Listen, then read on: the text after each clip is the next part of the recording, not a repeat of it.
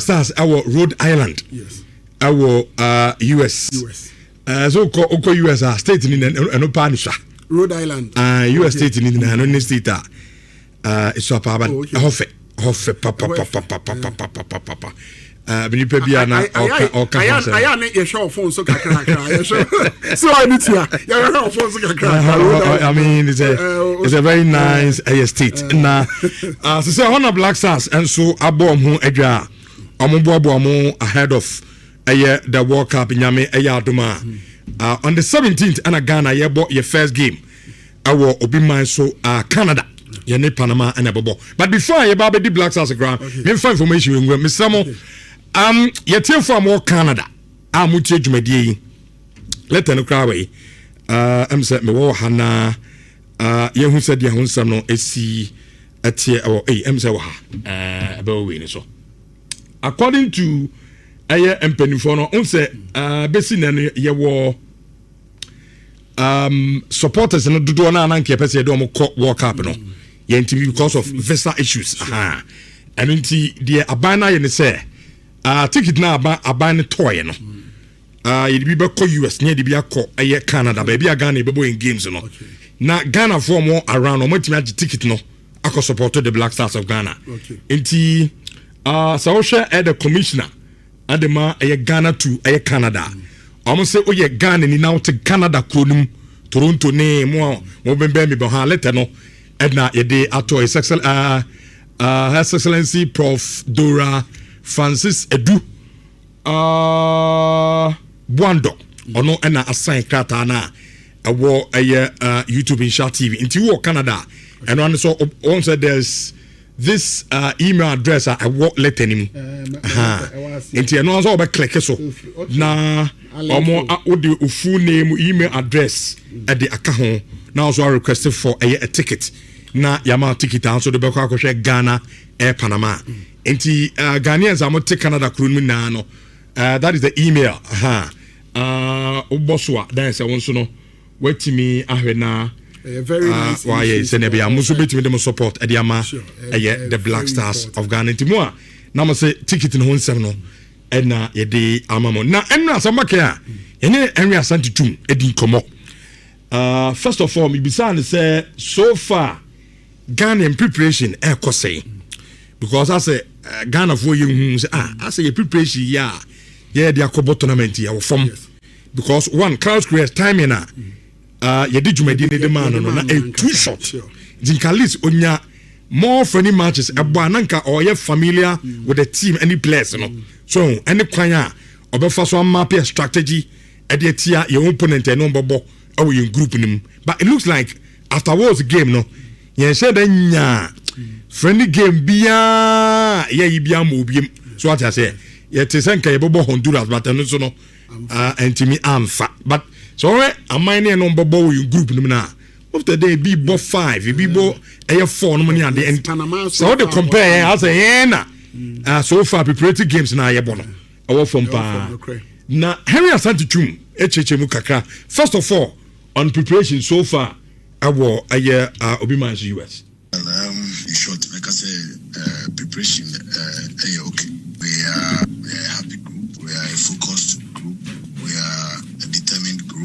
We want to make a name in this tournament. Nyame ya dumwa yewi will smart Tuesday no. Adechi ukwara no ana yebu ya ketimba and one of the reasons was to come early and get used to the weather and then also adjust quickly. You know, ebe drew me in that no. Adechi ya u that no ana the coach na ensure say play there everything in mind towards continued preparation for the tournament. And you know, recovery training here the way, you know, Fiada, Numenda, and Akwesi. The training has been very, very intense.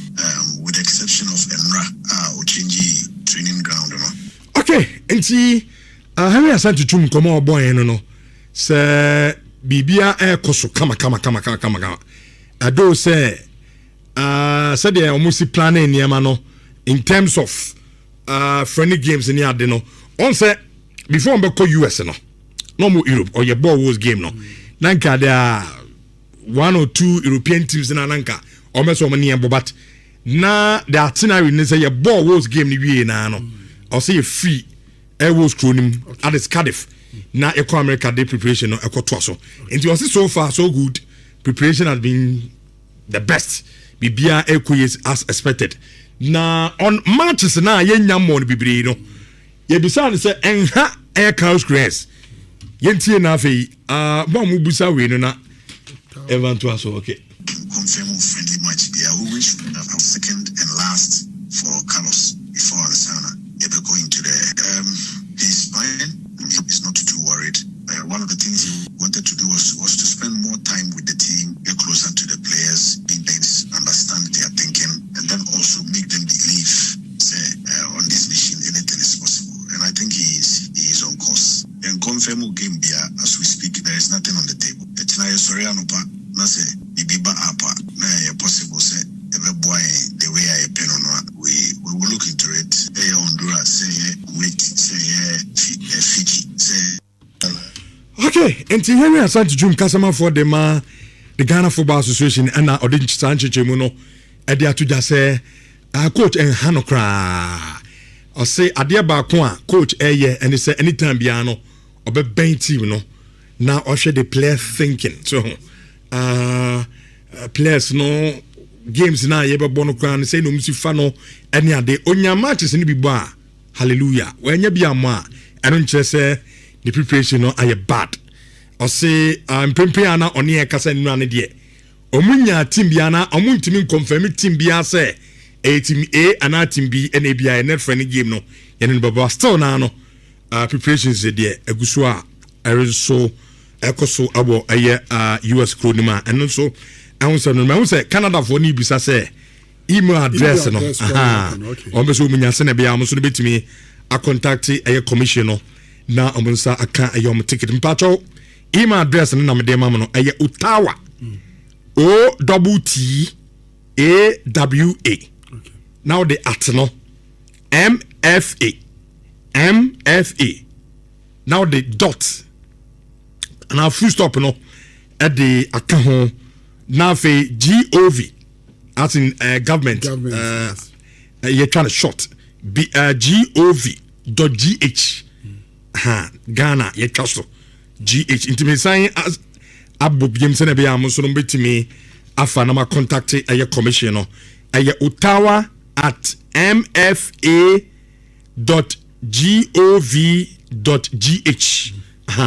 enti o Canada na also efa esa email no na fi ehwese na be ya unsa betimi aka a ticket na akwa Ghana Panama enso a game no Jude Rich so far your preparation no okay memra yenia Henry Asante Chum okay come on so na men fan link we Rich Henry na adwuma as communications director for the FA ni position ne sana obeka nsem but the reality is that the yenia na kan nya sana situation no etie Rich onim coach no hu Carlos Queiroz situation of finding himself in no coach would want to have that kind of experience. But what I say, no coach. Say, a major tournament like the World Cup, Rich. Not but the Samri. Only friendly matches and more, except just a game. Also say, Rich, coach no, and call your coach or none of dear ball qualifiers. And I have found in term there. I can say it's not winning now, and can on a bear because or best study an opponent on any technical team. Based on that, Nankwama F, you know, I aware say reason A, reason B, reason C, you know, and can me in your nations we know mobile me pay. And Nanya F, you know, I said, yeah, no one also omoye. Sans omoye technical people. And the technical team, and also omono, a shame group na you no. Na omo Ediama F, you know, say, yenya sa matches we wa. Ebebuena F no subsequently so no eteki sa steps no a communicate e the ama association of federation no ahe se betimi anya sa oman no ene no abo ti coach no e wo huge disadvantage when nya sa opportunity no ebi ti encourage anya bi anka matches ya friendly matches 2-3 bi Nanka prepare here because trust you me won't mean fa your normal training na players na nkasa wo ho a eye no won't mean fa compare say friendly perfect won't mean fa compare no tackle square because the players be ball mo ball bibi abesa oh yeah they even attitude about training attitude no will be quite different but Rich anke ba matches ankasa dia obi anim say look ma nyere me ho ankwa nkoba ma so be shi unsana Henry eka say obi anyone or a guarantee starter. But a guarantee starter no. And can reach ni na be friendly matches near be bonus so. And as ansem na all can. Say per the coach na can. Obi anya guarantee starter no. And can some friendly matches no. And the big team man make it those informed decisions. Cause say no, we about just a game a Wolves game no. So when other friendly matches are more, there's a possibility so bet me a Wolves game no kwanso.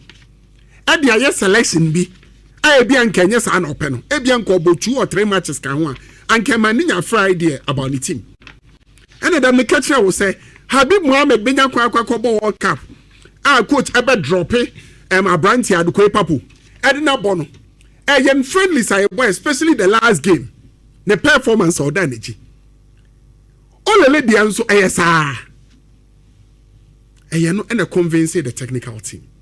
Into coach this coach Rich trust you me or at a huge disadvantage yes players ready our psyche or muye and no year but no coach na nkasa no adianka obenya amana team prepare the team amana tactically okay mebo the 4-4-2 formation based on the mihui ebia first 20 minutes meko the 4-4-2 ebia after first 30 minutes no meko the 4-3-3 formation. Ye bodru saying so metimi ayi say na me identify and talent na ye wono player we kra me hu say obetimi ayi na free ni favorite position and na yes you play go kra bo say we no super so yes me start na on sada nya de ba ofi bench ba ye me person why no timi ye good and ni na that informed decisions exactly and kebeboa no emra all boss are friendlies no and nko be hu sa ne ma no yie pa Rich.